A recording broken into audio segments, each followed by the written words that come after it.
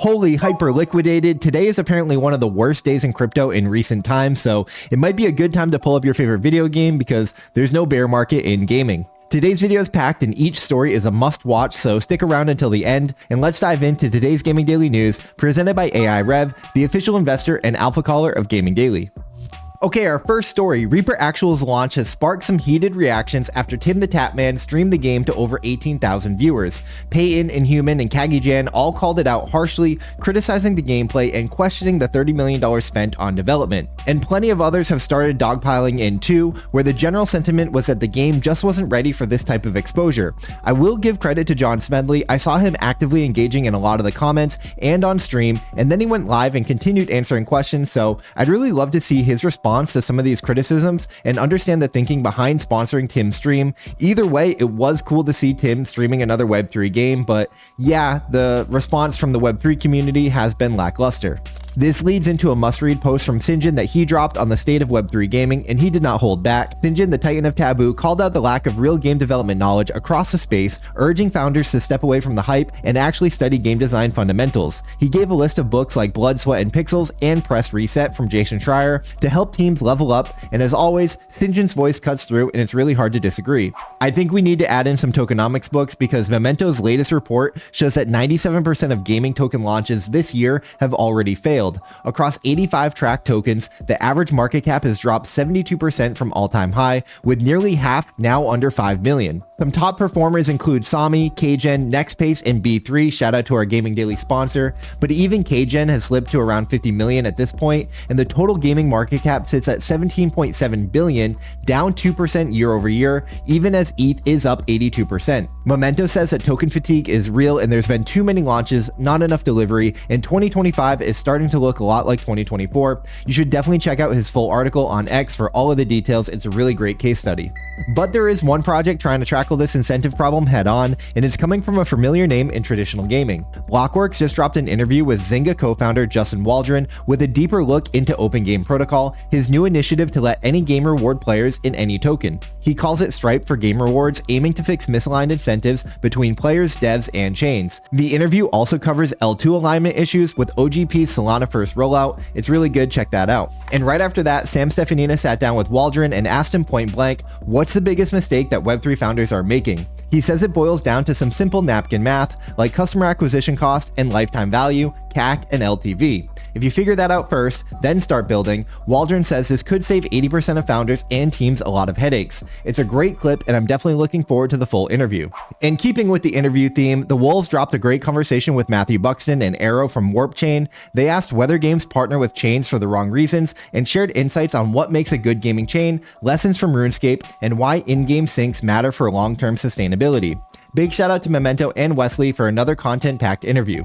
And to round out the interviews, YP caught up with Ethan from Arbitrum Gaming Ventures, who have $89 million in strategic capital approved by the Arbitrum DAO. They're focused on making fewer, higher quality bets instead of chasing quantity, and in the interview they talk about how top apps acquire and retain players, why so many games shut down, and how Arbitrum decides which studios to back. There's also a bold prediction for crypto gaming in 2026 at the end, so it's definitely worth the watch.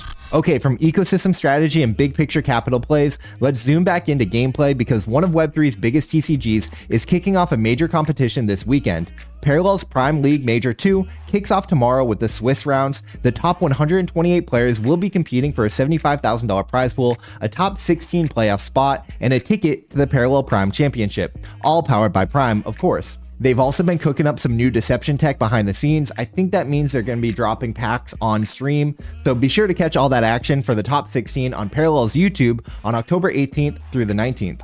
And speaking of competitive sci-fi worlds, Eve Frontier just dropped a massive update and roadmap for what's next. eFrontier's next cycle, Silent Tide, kicks off next Wednesday, October 15th, and founders can jump in early, while new players get a free trial from October 17th to the 27th. A major update is landing on the 29th, completely evolving base building and industry with 2 new ships, ship controls, and a PvP tournament later in the cycle. It's a massive update, and you can check out their updated roadmap on their website or the 1-hour stream with the team on YouTube. From one studio doubling down on evolution to another doubling down on transparency, Triumph Games is refunding all $25,000 from its recent AlphaMind community round because the team said plans shifted after the round began and they want to complete a mandatory external security audit before setting a firm ICO date. Big respect for that level of honesty. And they followed that up with a partnership with Somnia Network to develop RWA-powered gaming ecosystems that connect digital economies with real-world value. I'm not really sure what that means, but it's pretty intriguing, but I'd have to see the details. The collab also supports Triumph's Gen 2 NFT collection, built with AI art to explore new forms of digital identity in Web3. Again, I'm not really sure what that means, but I'll let you know when we know more. The YGG Play Summit is calling for community partners for their big event. Partners can earn affiliate rewards, gain access to exclusive tickets, and get additional support for the summit. So if you're a guild, creator, or community lead, this is your shot to plug into one of Web3 Gaming's biggest events. And on top of that, YGG just kicked off a brand new community quest with GigaChad Bat, where you can earn YGG rewards, XP, and even cash prizes just for playing. The top players can win up to $250, plus 5 lucky winners will grab $100 each. And while you're at it, don't forget to check out Lowland's new high-tech Robo Factory board, the just released Gigaland Game Pass, and the new Daily Collection Boost feature. There's more rewards, more fun, and more ways to play. YGG continues to level up their game, literally, so head over to lol.land and community.yieldguild.io to jump in and start earning with the YGG fam today. And speaking of the YGG Play Summit, there's just 1 week left to nominate your favorite games and creators for the GamesUG Game Awards. There's still time to score that PS5 or an Elgato Creator Bundle, and your voice matters in celebrating the best in gaming, so don't miss your chance to nominate and vote. Head over to GameAwards.com and make sure your favorite project or creator gets voted in. Today's Gaming Daily is brought to you by AiRev, the official investor and speculator of Gaming Daily. If you've been watching the markets, you know AiRev's been calling plays before most even see the setup, from early reads on Parallel to catching fantasy top rotations before they run. He's also been tracking momentum in YGG and Lowland as both of those ecosystems expand, and if you followed him long enough, you know that his high conviction plays don't often miss. His pinned post says it best: the only true alpha is high conviction when it feels right. And it feels right to tell you to follow AiRev to stay ahead of the game. And that's going to do it for today's video, guys. Thank you so much for watching, especially if you made it this far. I hope that you're doing all right. It seems like it was a difficult day for a lot of people in the market today. So if that is you, just know that this too will pass. Hang in there, keep going. And if you need anything, you can always reach out. We'll be back on Monday with a brand new Gaming Daily. So until then, stay humble, keep gaming, keep dreaming, and I'll see you then. Peace.